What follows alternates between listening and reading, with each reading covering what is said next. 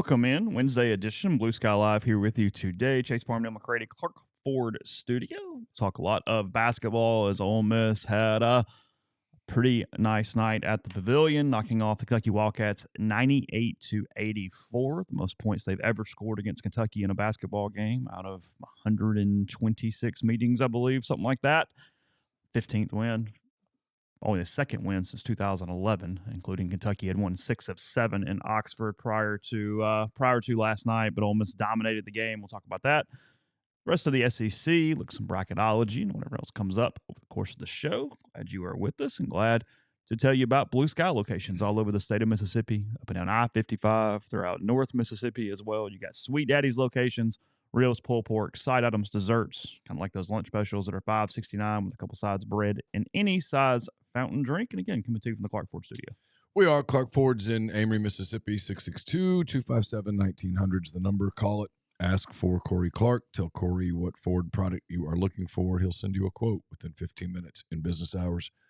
It is right to the bottom line. No hassle, no haggle. You get your quote, and the rest is up to you. You can shop that quote around. You can do what I've done, what I recommend that you do. Probably what I'll be doing again fairly soon. Let's hop into a Clark Ford today. 662-257-1900. Guest join on the Campbell Clinic hotline. From fractures and sports injuries to complex spine and limb conditions, the pediatric orthopedic physicians at Campbell Clinic in Oxford are the only specialized pediatric orthopedic team in North Mississippi providing expert care for growing bodies. Visit campbellclinicoxford.com to schedule an appointment or call 901-759-3111. So a ton here on what was pretty close to a perfect night for Ole Miss last night. They get a good crowd really filled in. I mean, a lot of Kentucky fans, but you're always going to have a lot of Kentucky fans at a at a road basketball game. They do show up. Yeah, they have a huge. I think I counted 8 visiting beat writers last night. Yeah, they have a huge for the Wildcats. Huge fan base, huge following. It's a very big deal. If you've never had an opportunity to go to a game at Rupp and you have an opportunity, you should absolutely go. It is a really cool place to see a game. People can make all the UK jokes and stuff you want to. It's really cool. A lot of great players have played there. They care about it. They appreciate it. It's a neat deal. I think. I mean, I have a ton of respect for it. So we talked a lot yesterday about the matchup favoring Ole Miss. Thought that they could get after Kentucky in a lot of ways. That Lamont Butler being out was a factor. They're down to the third point guard. All those kind of things, and it played out in every way effectively. And those stats completely played to script yesterday for Ole Miss last night. I mean, from a big picture standpoint, and we'll start there, and then we'll get into the minutia a little bit. They moved to 17-6. They are now 6-4 in the SEC. You have these two road games coming up: South Carolina, LSU, and then South Carolina. Before Mississippi State at home, in great shape. I think net moved to 21 from 23 this morning, something like that. I'll pull it up. I think that's right. And they're just kind of rolling. Matthew Morrell looked the healthiest he has been in a while last night. He was struggling after the game. He came to the post-game press conference, and when he was leaving, you could tell that whatever that lower body ailment was getting after him. He kind of heard him going down the steps, and he was starting to stiffen up a little bit. But he's got a knee issue. Yeah, he's in the training room. He's working it out. He had 24 last night. It was his best game of the season.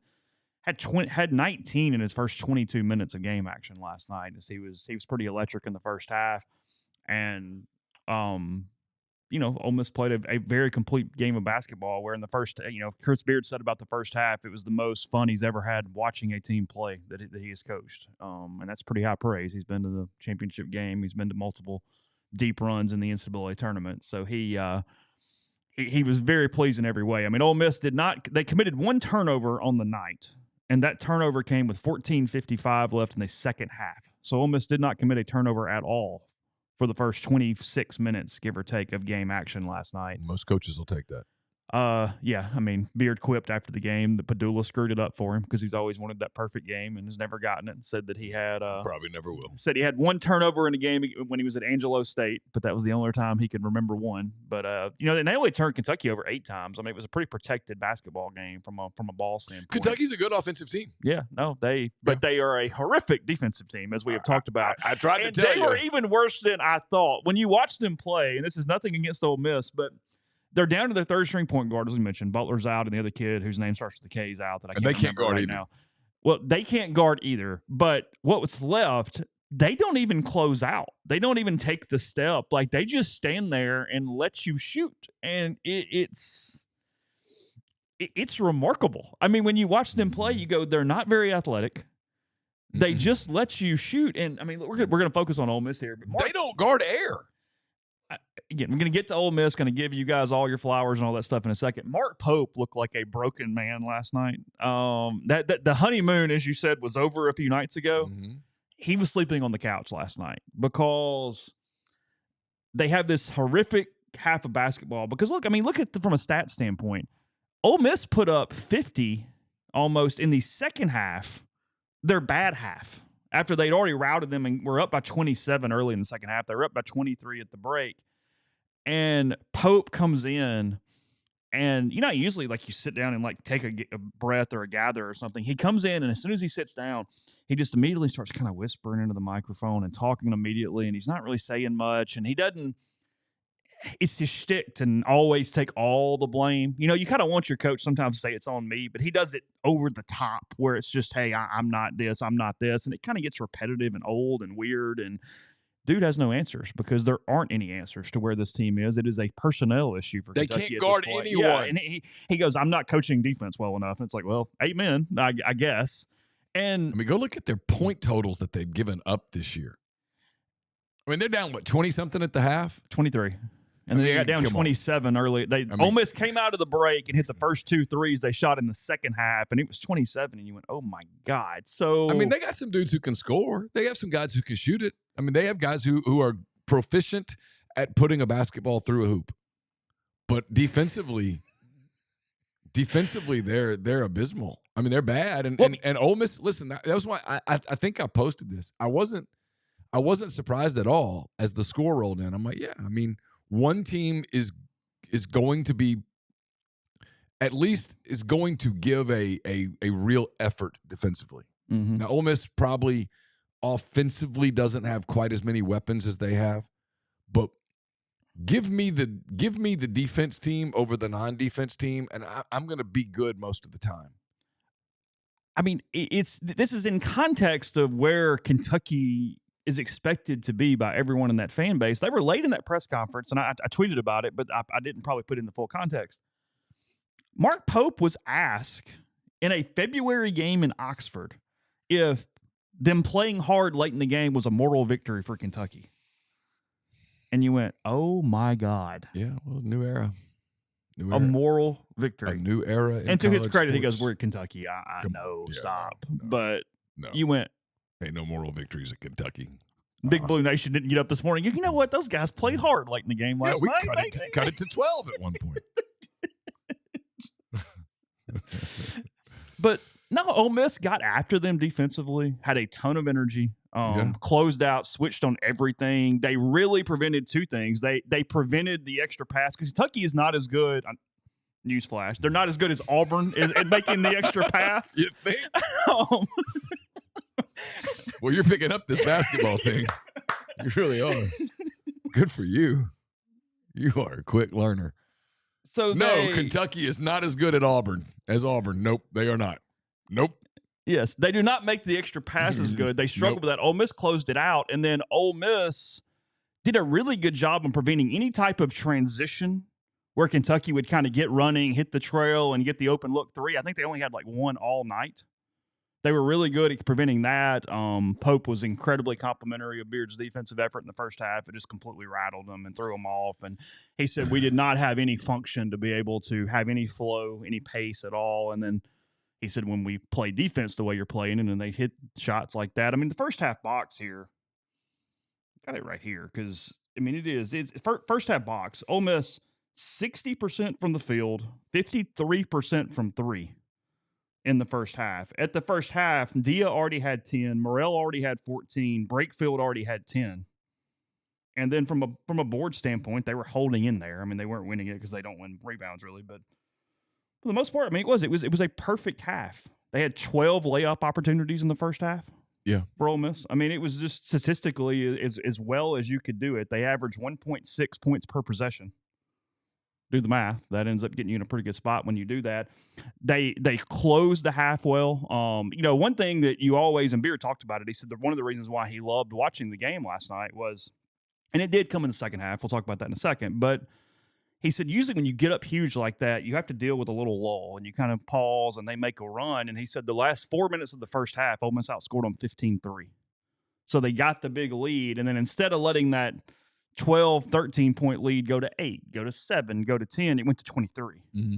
And you just added on and added on. He goes, I mean, I walked into the half. He goes, I walked into the locker room going, hey, let's go beat them 102-64 here. I mean, like, let's go. And he said, humans, it doesn't always work like that. Of course. It is what it is. Well, and again, Kentucky has guys who can shoot. You knew they would make a run at some point because they have guys who can play offense. And Juju Murray last night catches a lot of grief for getting played off the floor defensively at times. He offensively, and then one specific defensive possession last night. I know you were occupied. So I'm trying to think I wrote it in the story, but Kentucky had cut it to 11. It's the closest they got the entire game. Sometime midway through the second half, I could look and tell you the exact marker, but they cut it to 11, and they've made a run. They went like a 9-0 run. They had a little bit more of an extended run. It was like 12-3, and they started just chipping. And Ole Miss was missing shots, rushing a little bit. Kentucky, for a second, was playing some defense and getting a little energy, and there was enough Kentucky players, fans in the building to give them a little buzz as it got quiet there in the second half. Yeah, of course. And Ole Miss is discombobulated on a possession. They're up 11. They get the ball back. They have no flow. They got three guys basically standing next to each other. And as the shot clock is hitting 0, Murray throws up a 3 and hits it. And it gets it back to 14. They go down, and Kentucky was able to isolate one of its wings against Murray in the paint. So they hunted him. Yeah. But Murray stood there, and instead of the guy driving to the basket, he settled for like an 18-foot fadeaway. Oh. And it went off the rim and missed it. I bet that made Pope happy. Yeah, that's what I said. I looked at Michael Katz and went, he just did a 18-foot fadeaway on Murray. Like, what do you do? Just go. And they come down to the other end at that point. It's 14, and Murray gets a foul and hits both free throws, and it goes to 16, and that was it. Yeah. But it went to 11, and you went, well, a miss here, and 8, and suddenly, hey, really got a game. You could tell the pavilion was getting a little tense just for a second. Like, hey, it's not a complete walk in the park. And Murray, those 3 straight possessions in different ways sort of iced the game there for Ole Miss. I mean, he had 15 and 10 with no turnovers last night. Yeah, it's solid. It's a day. The thing I took away from it is, I wrote about this on Saturday. I just kind of had a feeling based on some answers that guys gave and stuff. I know they wanted to beat Auburn, obviously. I mean, that's the goal when you show up, is to score more points than the other team. But I did think, and again, it wasn't a moral victory. There's no such thing in the SEC. But I did think they took a lot of proof of concept, if you will, from the way that they played Auburn. Auburn played well Saturday. That wasn't Auburn slogging through a 10-point win with the game basically tied with 8 minutes left. Auburn played well. Auburn made shots. They were very active. I thought they were good. They were just good in every facet. They're a very, very good team. Oklahoma says hello. You got around the floor last night, didn't they? Yeah. But I thought Ole Miss had some proof of concept. They weren't as good as Auburn. They were not the better team, but they did some things that I think they must have said to themselves on Sunday and Monday. Hey, we can build on this if we'll keep going, and they did. I thought, I don't want to make too much of one win or too much of one loss, because over the course of a long season, that can really make you look foolish. Yeah, you start bouncing around. You start looking sort of stupid. And I don't have room to look more stupid. I've got to stick right at the level of stupid that I'm at right now. But I thought last night was big. I thought it was a big game, not a must-win game, because I hate that term, right? You go, it's a must-win game. I'm like, well, not really. They lost. If you lose, you still keep playing. So not really. I mean, not a must-win. No, but it was big. To stay ahead of schedule. It was big. And now they're, and we'll probably get into some of the big picture stuff after a break or whatever, but now they're in great shape. I mean, they're in great shape. Not only to make the tournament, but to position themselves where they enter the tournament with some confidence, position themselves where they're playing well. And who knows, maybe, look, I haven't seen a bracket yet, obviously, but there are people that I trust who are basketball people who think with the right draw, this is a second weekend team. Now, with the wrong draw, it's a first. Yeah, sure. You're beat on Thursday morning. Them and 28 other teams. Yeah. It's not Auburn where, Auburn's going to the second damn weekend. Yeah. Okay, they are. But I would be stunned. Yeah, if they got upset in the round of 32. Something goofy would have to happen. And it happens in the tournament. But you know my point. I mean, but look, I think they're positioning themselves where it doesn't have to March, the first 2 weeks of March doesn't feel like, oh my God, what are we going to do? Like, were those opportunities against Tennessee and Florida, for There's example, the real chance that in 1 week from today, they're just in. Yeah. And there's a real chance they win these next 3 games. And you really are just sure. Go to Vanderbilt with the week off and have a chance to start adding on. Like I said the other day, you go to Auburn and walk in and tell Bruce, hey, I love what you've done with the place. And just kind of play the game, see what happens. Yeah. If you get run out of that gym, who cares? Everybody else does too. So what difference does it make? I think that's kind of where they got. And that's why I thought Kentucky, that was a big game. It was on the heels of Auburn to prove to themselves that, hey, we're on to something. I thought that was important.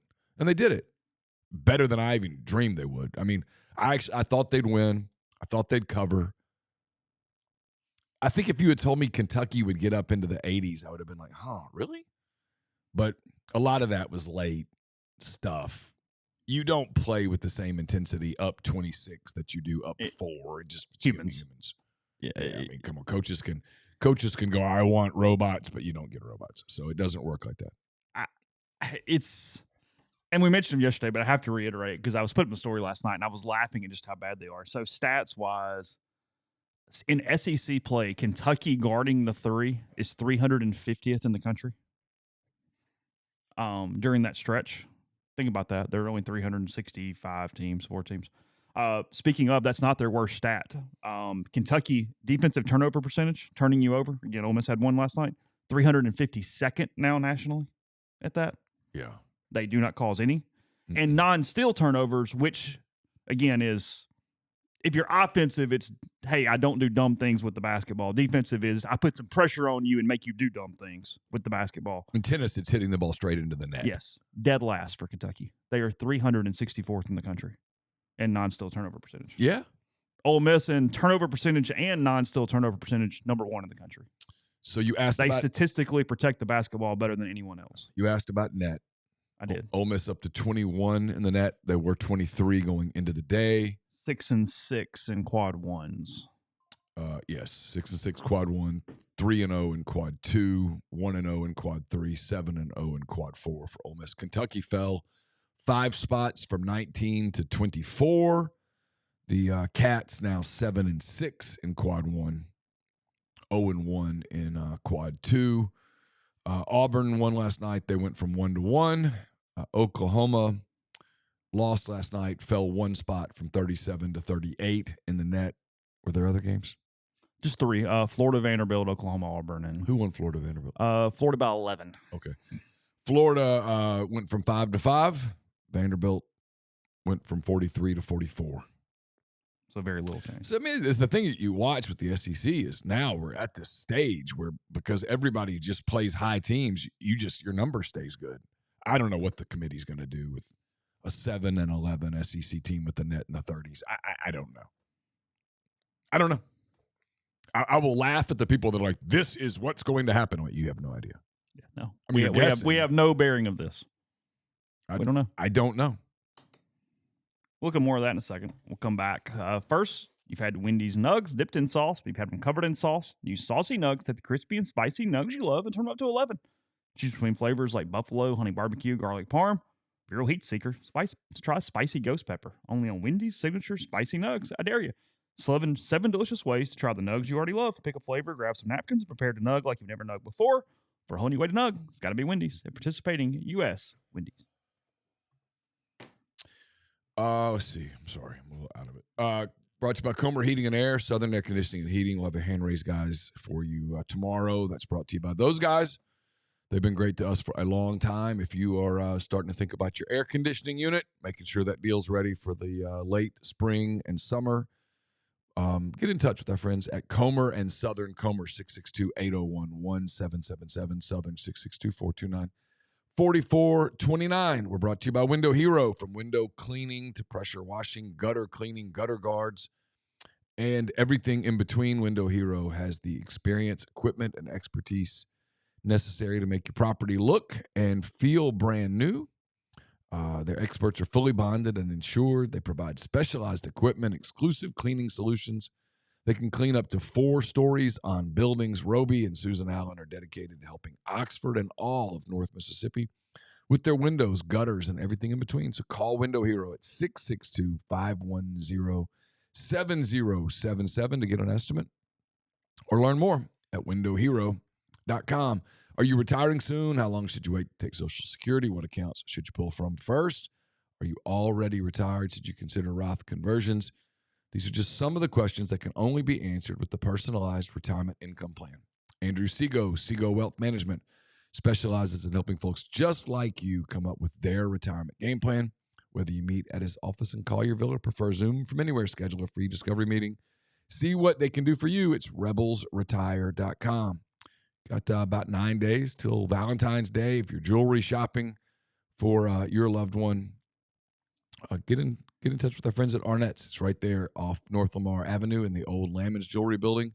They offer expert jewelry repair, diamond engagement rings, wedding bands, stackable diamonds, genuine stone bands, pearls, color stones, diamond jewelry, so much more, flexible bangles, diamond pendants, and more. At Arnett's, they want to be your jeweler. Don't forget, you can call Argent Welts 401k Advisory Services Team today. They'll conduct a complimentary, no-obligation benchmarking and analysis of your current 401k plan. Mention that you heard about Argent on the BlueSky Live, I should say. You get 10% off your first year's fees. Podcast is brought to you by NeSpark, the fastest, most reliable fiber internet option available. Whether you're streaming the Rebels or connecting with family and friends, they offer both residential and business packages with speeds of 2 gigabits. To learn more, register for service. That's nespark.com. NeSpark, get connected, stay local. Had my laugh last night. So, as most people at the pavilion, media seating is kind of at the top of the first bowl. And just to my right, you could tell there was some sort of commotion that had gone on or whatever. And a guard is bringing up this guy in royal blue out of the stands to remove him. And hair's all like disheveled. I mean, he's either spilled things on him or been sweating. You can tell he's been in some form of altercation or kerfuffle, if you will. And guard's like, come on. And he's still turning around, yelling, screaming, doing whatever he's doing. And the guard goes, what were you doing? Why'd you do that? And he goes, because my team sucks. And that's what he screamed. And I was cackling. I was like, oh my God. And he got pulled out and escorted. And he just looked at it and goes, my team sucks. That's fair. It's a good answer. It's good. Oh God. I mean, it's sort of funny to watch their misery just because like they care so much and they've always been so good, and they're just like they're in physical pain as it's being played out. Yes. And the other head's going, we have to drive 8 hours tomorrow after this. You get up and they're running into this over and over and over again all of a sudden. Well, and they're still Kentucky, so you get everybody shot. Yeah, it's people get up for you.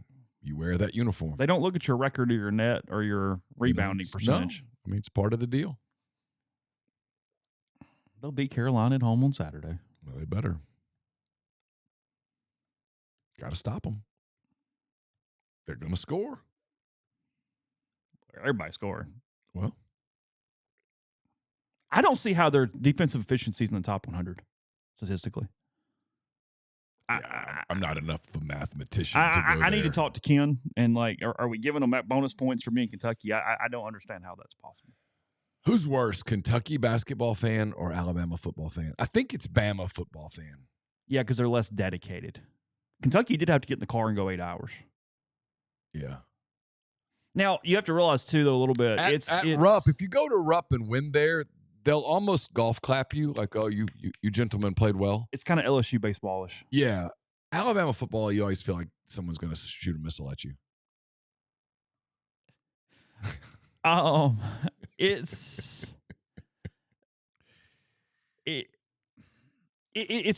Okay. You have to also understand the dynamic that a lot of road Kentucky basketball fans don't have tickets at Rupp because they can't get in. That's why they go to That's why they go to road games. Yeah. Bridgestone turns into Rupp South. Yeah. So it's not like the majority of the season ticket holders were in Oxford last night. So it's two different deals too when you look at it that way. I mean, Bama does that to an extent too for football. But no, I respect the Kentucky basketball fan more than I do the Alabama football fan. Yeah. I think I'm in the same boat, I think. Yeah, Lenardi, before the win over Kentucky yesterday, he had his latest bracketology, and he has Ole Miss a 5 seed. Yeah, in a bracket with Michigan State, the 4. Okay. Duke is the 1 in that bracket. Oh. Would be in Providence. Got to him. Providence, Rhode Island. I've been to Rhode Island. I don't know that I've ever been to Providence. I've been to Newport. I don't know that I've been to Providence. I've always wanted to go to Providence. I've heard it's cool. So Ole Miss's opponents this season, where they're sitting in the latest bracketology, Auburn is a 1 seed, the number 1 overall seed. They have them in playing at Rupp Arena, by the way, for the first Auburn rounds. Yes, that is correct. They have Bama playing there too as a 1 seed. Yeah, so that's what they do. A lot of stuff like that. Everybody can carpool. Just have last year they had Alabama, Auburn, and UAB at the same place. Did they really? Mm-hmm.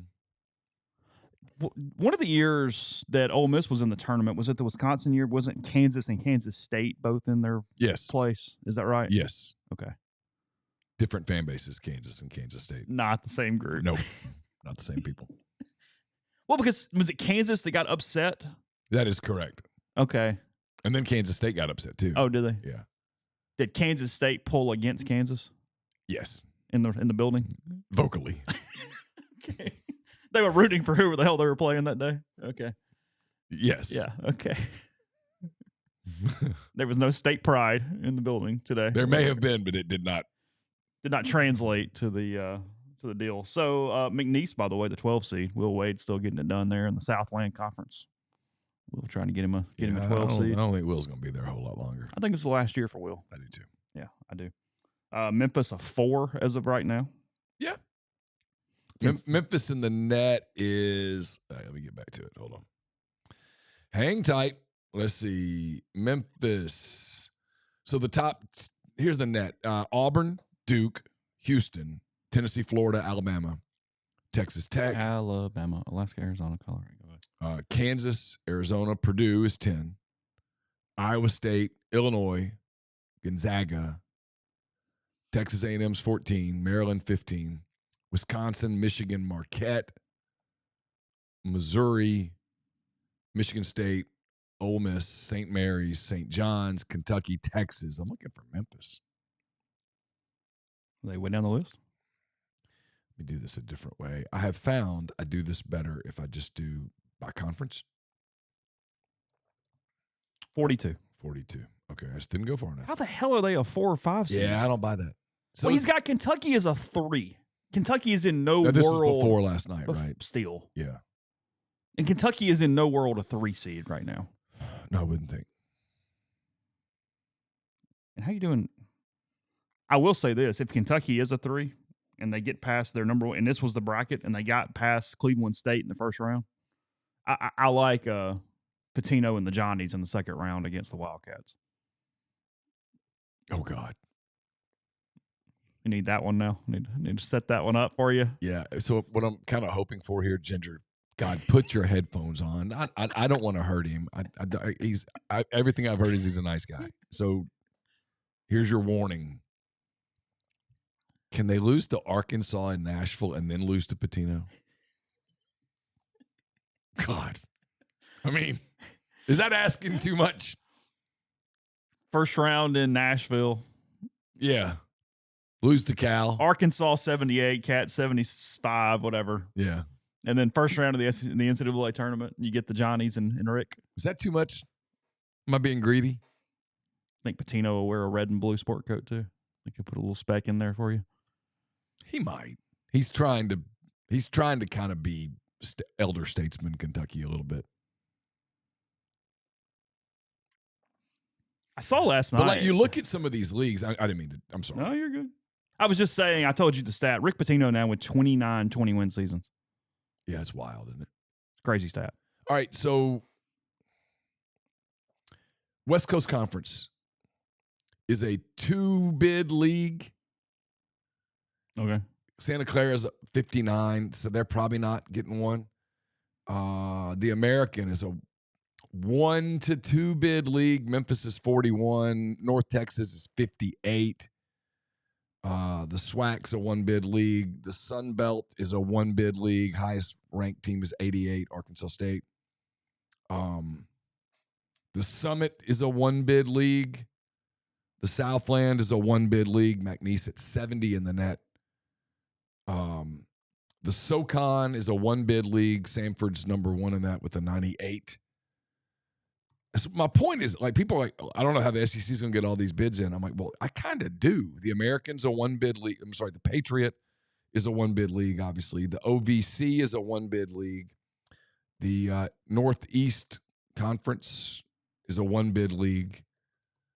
The Missouri Valley, which sometimes was a 3 and 4-bid league, is looks like a 1-bid league, Chase. So you're saying there's ample opportunity. Yeah, Mountain West appears to. Okay, Mountain West is interesting. So you've got Utah State, New Mexico State, Boise State, San Diego State, all in the 40s in the net. So that's a multi-bid league. The MEAC is a 1-bid league. The MAC's a 1-bid league. The MAAC is a 1-bid league. That's Quinnipiac, Merrimack, all those people. The Ivy is a 1-bid league. Yale's at 71. The Horizon's a 1-bid league. You got Milwaukee at 118. CUSA is a 1-bid league. You got Liberty at 81. The next one's 108. Oh, wow. Yeah, that's what I'm getting at. CAA, whatever the league Colonial. that is. Colonial, thank you. That's a 1-bid league. UNCW is at 110. The Big West is potentially a 2-bid league. You got UC San Diego and UC Irvine in the 50s. Okay. The Big Ten is a multi-bid league, obviously. I mean, the Big Ten, you've got 1, 2, 3, 4, 5, 6, 7, 8, 9, 10 in the top 50, 11 in the top 54. The Big South is a 1-bid league. I know this is boring. I'm doing this to myself. I'm curious. The Big Sky is a 1-bid league. The Big East is probably a 5-bid league. What it looks like. The Big 12 is huge. I mean, it's going. The A10 is a 1-bid league. It's usually a 2 or 3-bid league. It's a 1. A-Sun's a 1-bid league. The America East is a 1-bid league. And then here's what's interesting. ACC is normally 10 bids. This year it looks like it's 1, 2, 3, 4, 5, 6. Yeah. That's it. I mean, you might get 13 SEC teams. So the Big Ten and the SEC could have 22 at-larges. I think so. The world.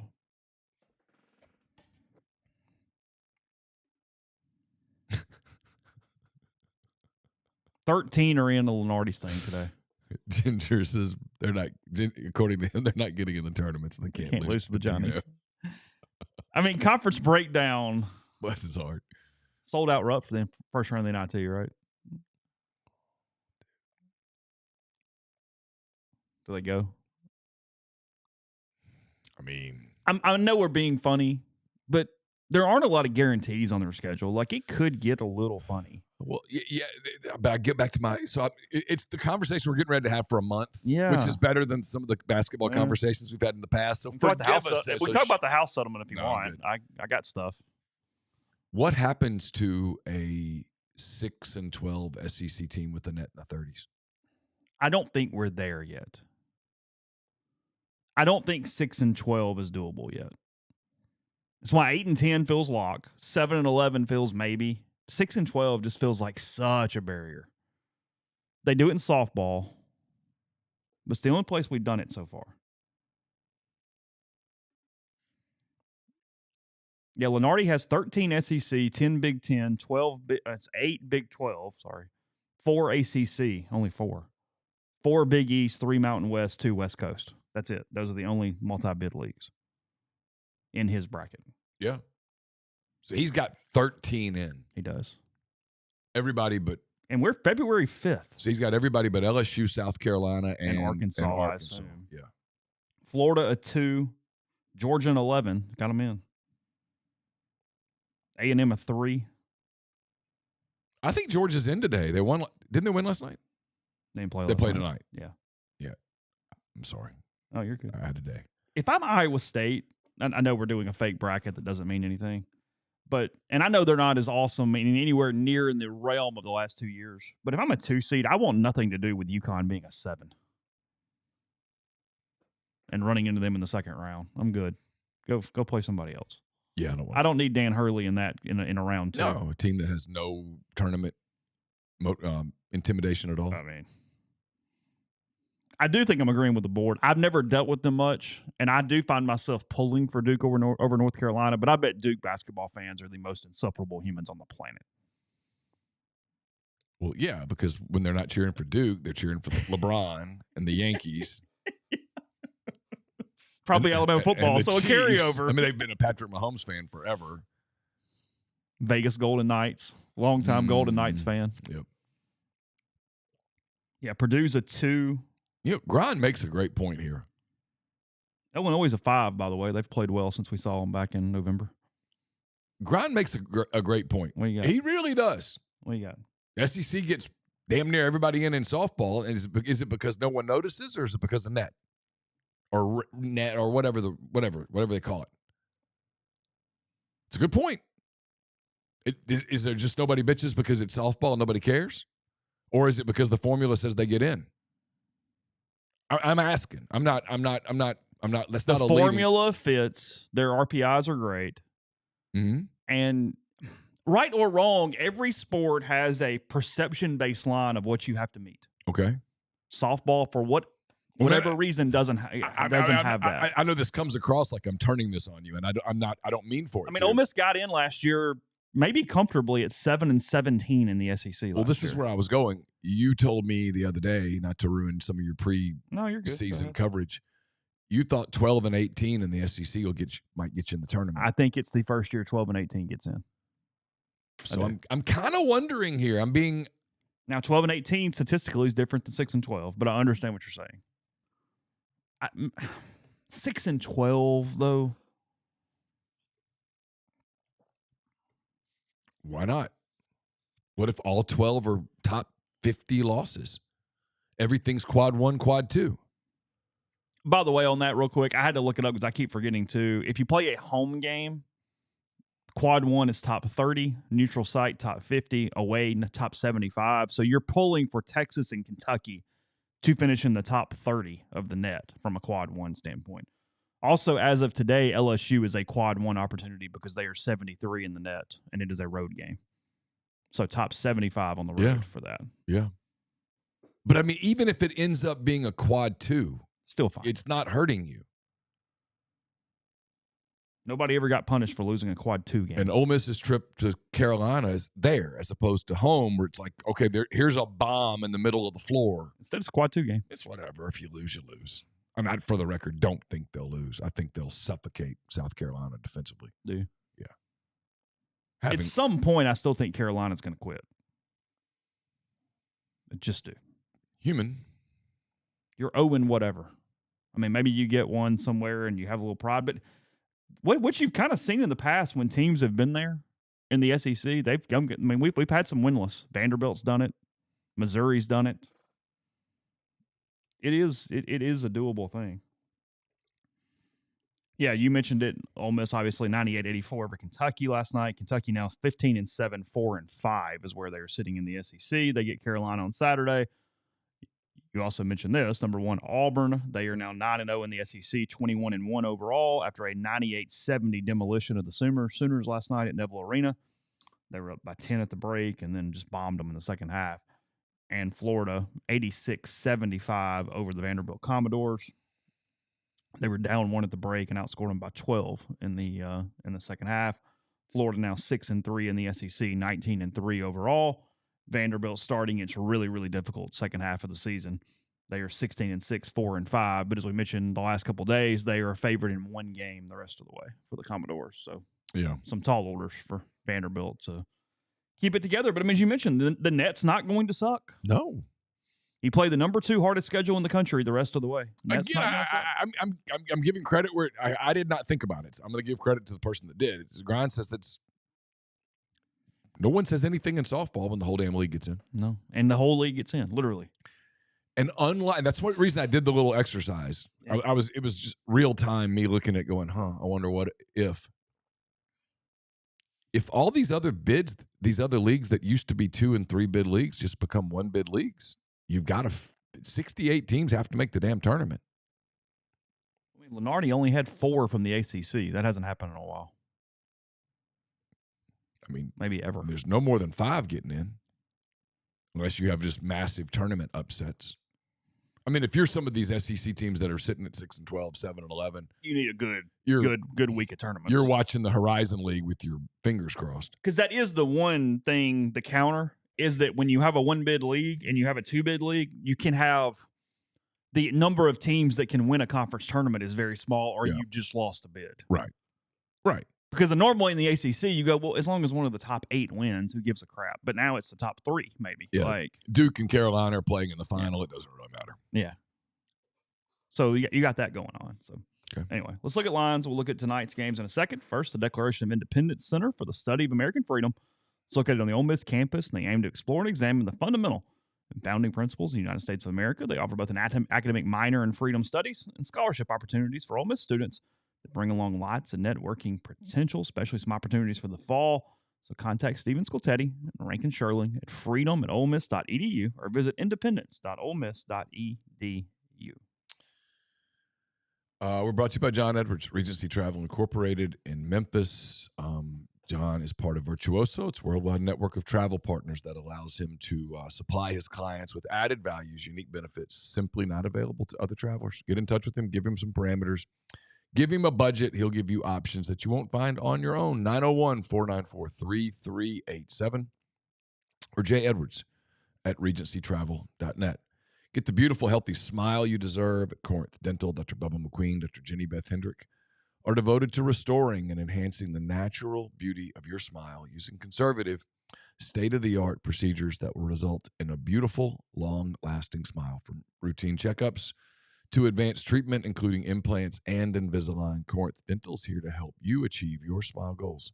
Schedule your appointment today. Take the first step toward a better version of yourself at corinthdental.com. Are you a displaced corporate executive wanting to put your career in your own hands? Are you an experienced entrepreneur looking to diversify? Either way, Andy Ludicky can help. He owns multiple franchises and businesses. He uses his expertise to help others find their American dream through a very thorough and free consultation process. So call Andy. Put your life and your career in your own hands. It's 100% free. Nothing to lose. Find your perfect franchise at myperfectfranchise.net. Andy at myperfectfranchise.net or 404-973-9901. We're also brought to you by Parish Brewing Company, located in the heart of Cajun country, right there in Broussard, Louisiana. Their simple goal is to make awesome craft brewed beer. They do it. I had the West Coast Ghost last night. Needed a beer. Definitely needed a beer. West Coast Ghost hit the spot. It'd be perfect for your Super Bowl party. You got Ghost in the Machine, Envy, Dr. Juice, Canebrake, so much more. Wherever you get your beer, restaurant, bar, grocery store, if you're getting ready for your Super Bowl party, look for Parish Brewing Company. You won't regret it. Podcast is brought to you by G&M Pharmacy, 662-236-2222. They deliver locally in the Oxford area and provide medicine. For your prescriptions the same day each month to take care of you. It's also easy to transfer your medications. One phone call, they take care of the rest. So whether it be in Holly Springs or Oxford, that's 662-236-2222. It's looking at high school basketball there. We got shown a little brawl fisticuffs last night in a local game in Monroe County. So we had a fight in our game. Did you really? Mm-hmm. It's picking up a little more these days. Yep, a lot of fights. It was ugly. Really? Mm-hmm. Late in the game. Yeah, fairly late. There's a ball out of bounds. Our guy was going to retrieve it to throw it back in, and their manager got in the way. Somebody kind of did something. Yeah. Our guy kind of tried to push him out of the way to get the ball, and he started swinging fists. Oh, good. So the two benches are over on the same side. They cleared. Good. It took a minute. It took a few minutes. Yeah, it was fun. It was one of those moments where you realize your kid's grown up. I think 2 years ago, my kid would have been in the middles throwing, and he was playing peacemaker. What was the flavor profile of your beer last night? What's that one taste like? It's very similar to Ghost in the Machine. I might have to sample a few more to be able to tell you more specific. More research is needed before I can make an accurate summation. In my mind, at 10 o'clock, 10:30 or whatever it was last night, I guess about 10:30 was probably not on, hey, I wonder what this flavor profile is. It was just, this is dinner. Was it dinner? Yeah, we didn't sleep a lot. I actually slept okay. I don't think Laura slept much. I get that. Yeah.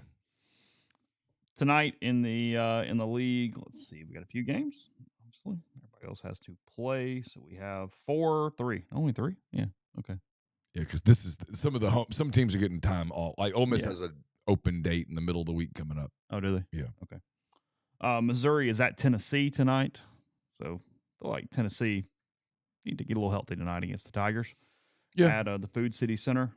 8.5 is the line in this one. Tennessee minus 8.5 against Missouri. If you'd like to bet on that, Missouri 17-4 overall, 6-2 in the SEC. Tennessee 18-4 overall, 5-4 in the SEC. You could have gotten pretty good money probably on Missouri having a 1.5 game lead on Tennessee going into the end of the first week of February. League's good though, man. I mean, everybody's good. And nobody's terrible. So you're going to have a lot of 500-ish records. Important game tonight for Texas. They are hosting Arkansas in Austin tonight. Texas 4-5 in the SEC. Arkansas 2-6 in the SEC. Arkansas 13-8. Texas 15-7. Big game for the Hogs. Yep.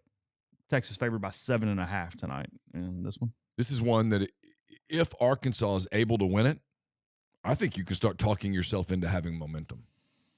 But you got to win this one. And for Texas, it's a big. You don't want to. They kind of have a little momentum post Ole Miss loss. You win at home tonight. You kind of keep that going. Cheapest ticket to get into Austin tonight is $130. Is that right?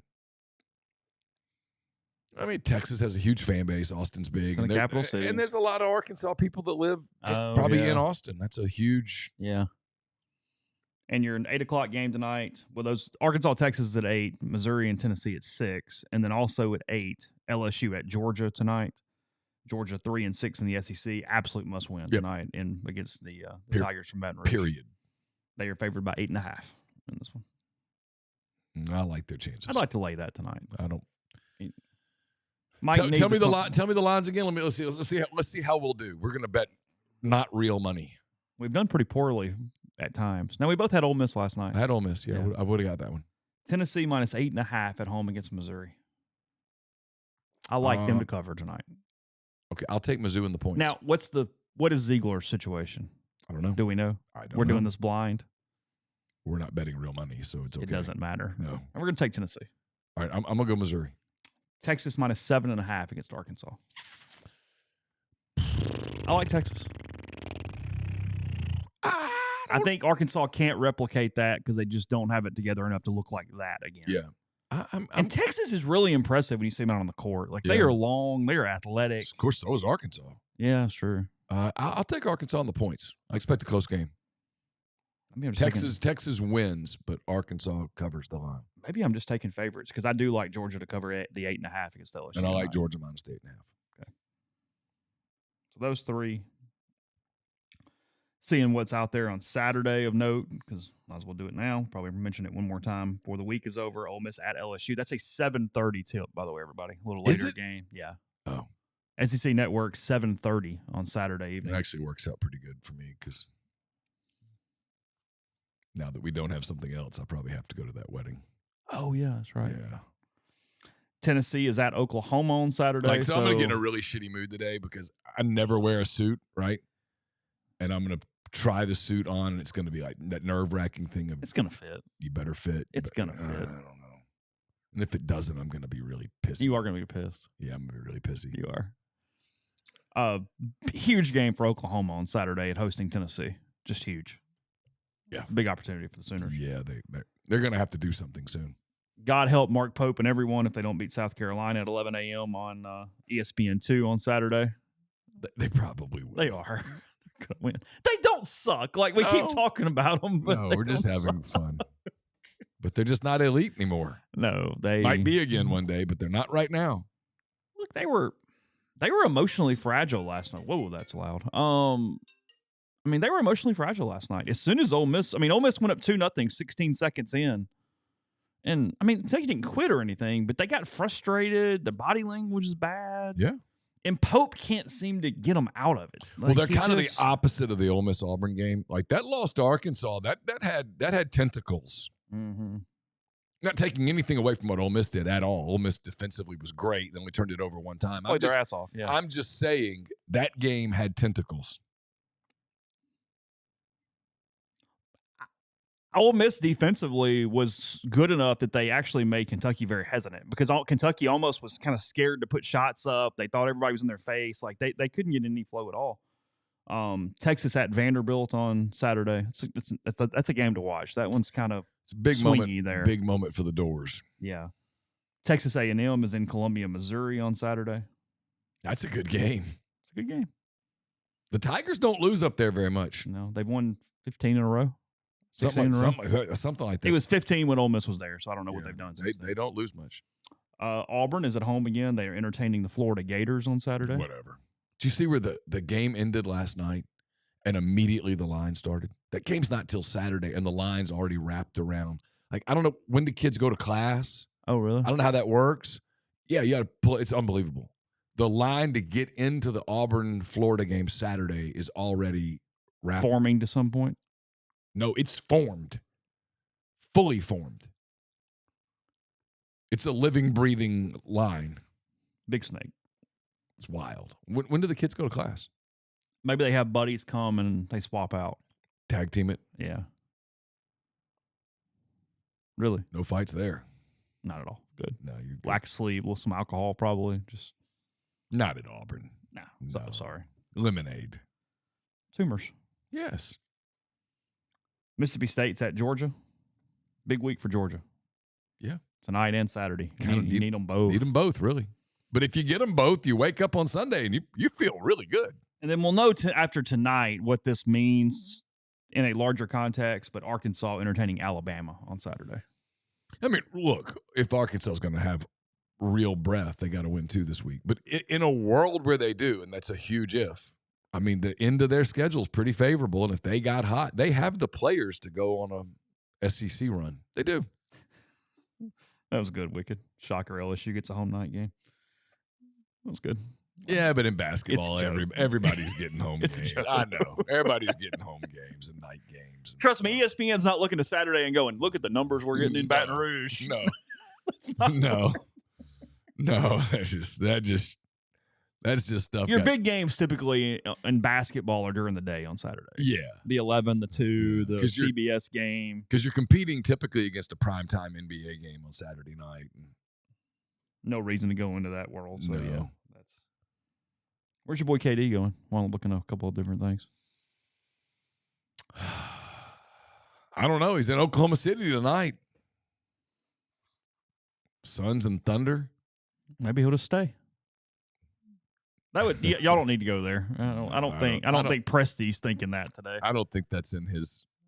I don't think Sam got up this morning and went, it would be cool. I would be shocked if the Thunder don't hold pat. Okay. Now, with Houston, that's the team that's interesting. Like, Houston has the goods to go make a deal for KD, but do you really want to trade young assets right now for an all-in? Because if you don't win it, it was bad trade. Yeah, of course. Oh, I got one for you. Georgia's state legislature, because their football first rules are always the dumbest in the country. They always do dumb shit. We got a new one this morning. Oh, I saw this one. Did you see this? No state income tax. Yeah, I got the quotes. So I'll read you the whole paragraph, and then we can just move on, because there's no comment needed. It says everything it needs to say right here. Okay. So, bill proposal in Georgia yesterday, they would exempt student athletes from paying income taxes on NIL earnings. Yes, repeat that again. I said what I said. Everybody else that works has to damn pay it, but we should exempt it. Here's the quote from the House chamber yesterday. State Representative Brandon Beach, who's one of the co-sponsors of the bill, quote, listen. Brandon's a big UGA fan, I take it. I'm assuming, yeah. He gets there quickly. Listen, recruiting is a very competitive sport. When you're recruiting these 5-star athletes, they all have agents, and we're competing with Tennessee, Texas, and Florida, who have no state income tax. Eventually, we'll get there. We won't have a state income tax. I hope that happens. But until then, we got to give Kirby and these football guys and basketball guys, these coaches, a tool in their toolbox to be able to compete. When you're talking about a $750,000 to $1 million contract, these young kids and the agents say, hey, if you go to Texas, you'll make another $40,000 by not paying state income tax or whatever the amount is. That can sway the difference in an athlete going somewhere else.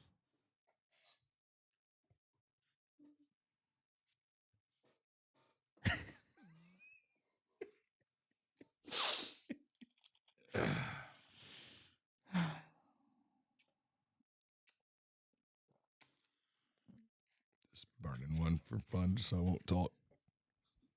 I get a little anxious because I don't want you to waste all your matches over there. I mean, it's an antique. I can get more matches. Nobody will know. It's just me.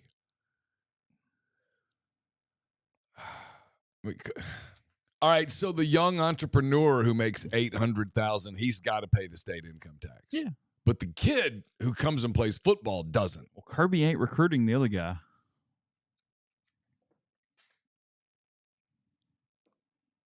If I'm a Georgia native and someone says that,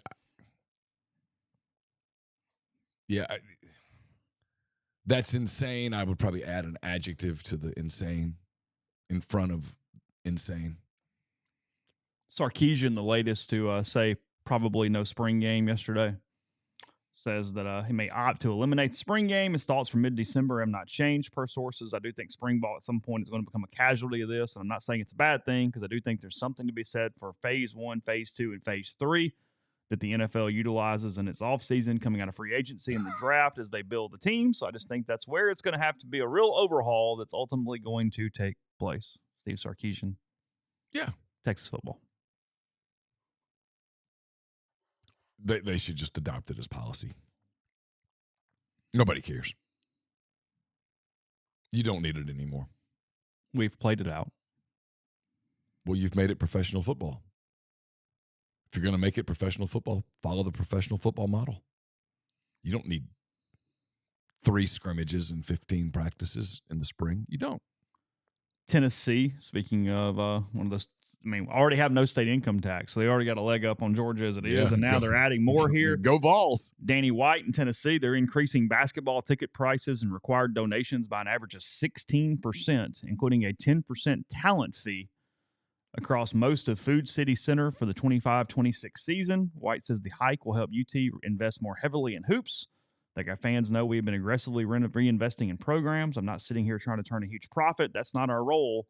We were trying to win at a high level. We have our foot on the accelerator, rounding out the curve at top speed right now. He expects to generate $7 million in gross annual revenue from the increase, which he said would put UT in the top third of the SEC in annual basketball revenue.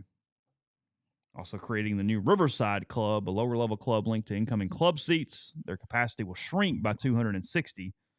Cost of a seat with access to the club will be $2,550 before the talent fee. So an extra $250, I guess. The largest increase will be seen by fans who were grandfathered in with a season ticket rate that hasn't changed in years, if not decades, according to White. Those rates are being reset to be consistent with the going rate for the section. That won't yield any phone calls to your poor. So you're pricing long-time season ticket holders out. You're pricing out all the long-time season ticket holders out that have probably been passing them down for decades. One more thing. Yeah. And then you wonder why you have sterile freaking environments in places. Yeah. That's why. You can't bitch about both. No. Can't have it both ways. Nope. Almost pulled a Siski there. Had to catch myself at the last second. This is just. I'll give Danny credit for being transparent. Sure. I will. I'll give him that, and that's as far as I'll go. Okay, because you're punishing your Tennessee fans. You're punishing those people that have been coming to your games when you sucked, when you were good, supporting your team. A lot of those people probably came and supported the women's team. You're punishing those people with these drastic changes.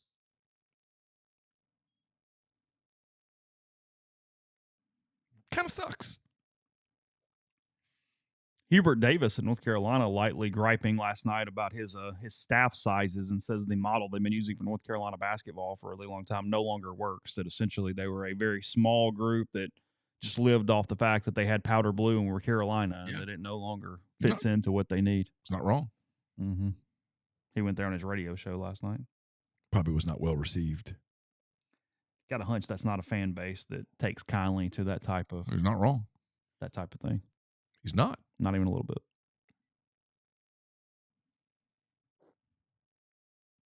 bit. Some people say that's good. Some people say it's bad. It's up to you. That's not my spot. Tennessee, back to that 1 second, they have been the most aggressive in this, and he's been the most transparent. He has. I give whole time. And when I say I give credit there, I mean I legitimately give credit there. Like, okay, this is what we have to do.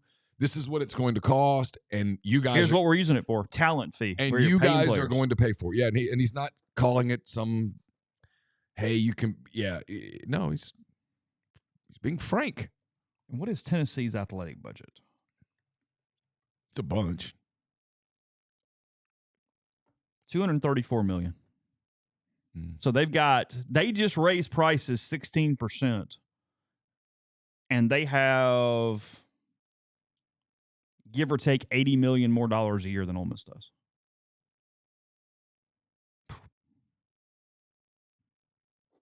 No matter what you got, you spend it. So I mean, I feel for the Keith Carters of the world. Like, what do you do? I mean, how's that go over at Ole Miss? And you go, okay, well, we're going to have a talent fee on the tickets.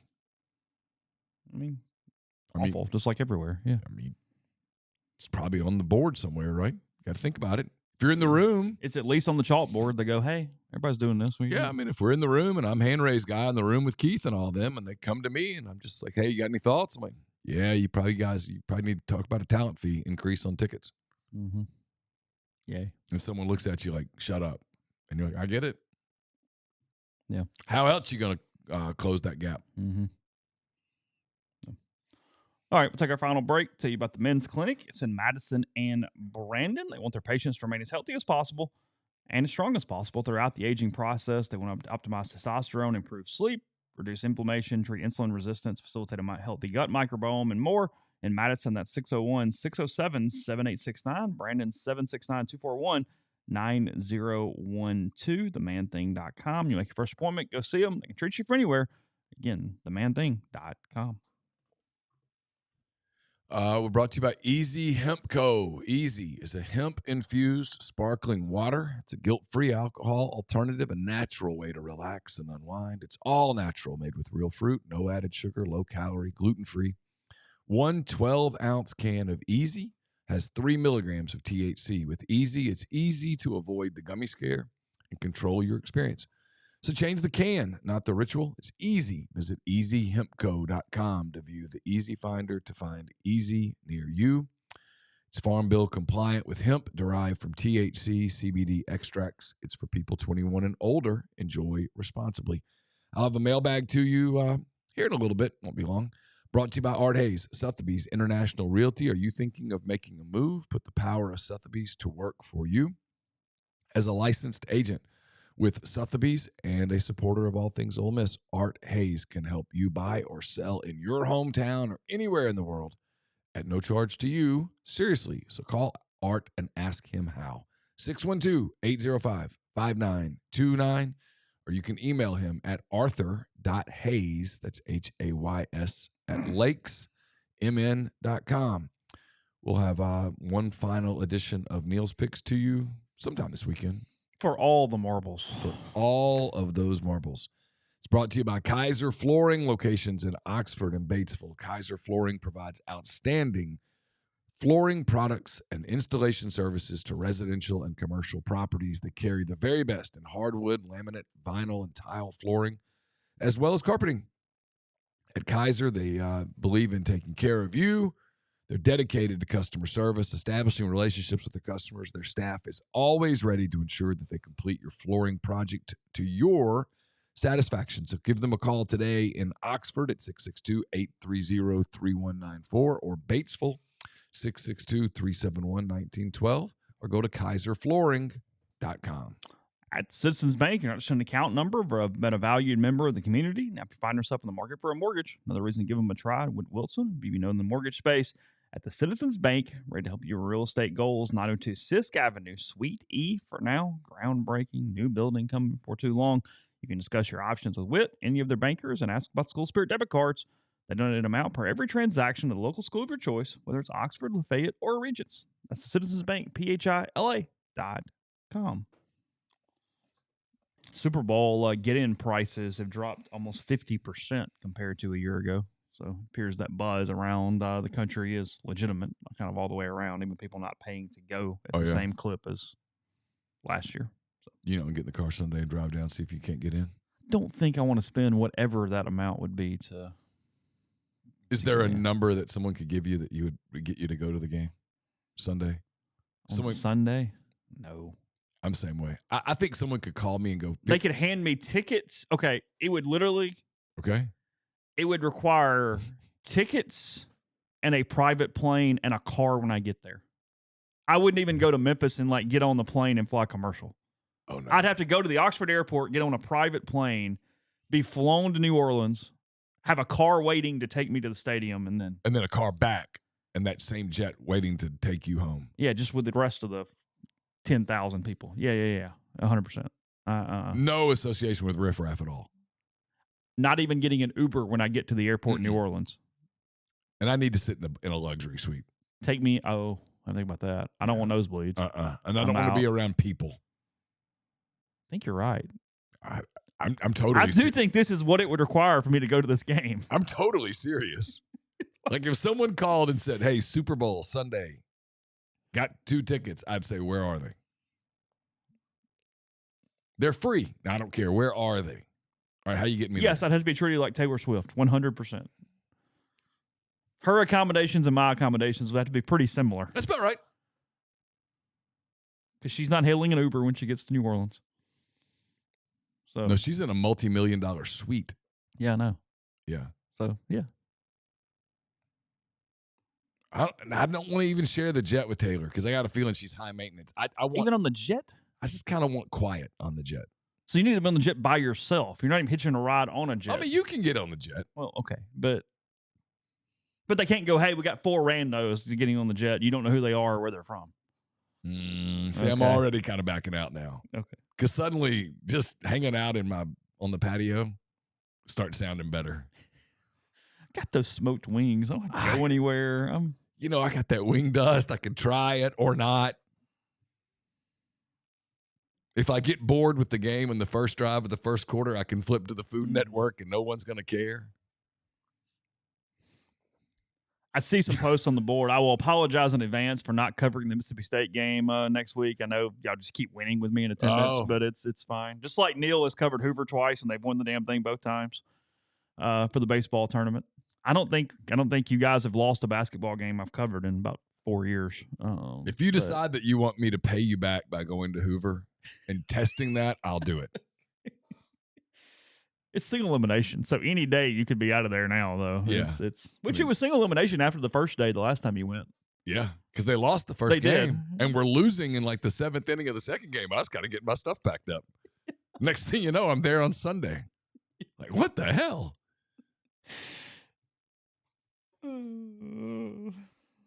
I am really for the Eagles, though. The closer it gets, I'm That was- I'm and that was more the in year- on the Eagles. That was the year that I was like, you know what? Moving forward, you're probably going to have to start keeping up with this baseball thing more. Because, I mean, when I first got there, I'm like, who are these guys? What are we doing? I'm having to look at the thing. And because you were like, hey, they'll be out of there by Thursday. And I believed you. They almost were. It was real close. Almost were. And then they weren't. That was, the only bad part about that entire trip was that game ended on Sunday, and I wrote. And on my walk back to the parking lot, it was a freaking monsoon. I don't remember. I got soaked. Really? Oh, yeah. Literally head to toe soaking wet just from the Met to the parking lot. To my car. Unbelievable. So wet. I was literally dripping wet. Did the rain screw with the schedule all week, or did they play No. It didn't? They finished, and then like literally the team buses left, and then here came the rain. I'm still traumatized from, I guess now the last time I was in Hoover, because they played the one game and I was going last year. Had they beaten State to get into the double elimination, I didn't go on Tuesday. But in 22, when, I mean, being frank, because of where they were, I was doing hot board stuff and getting stuff ready for whatever, and kind of just hanging out in my hotel room, and the weather did extend it.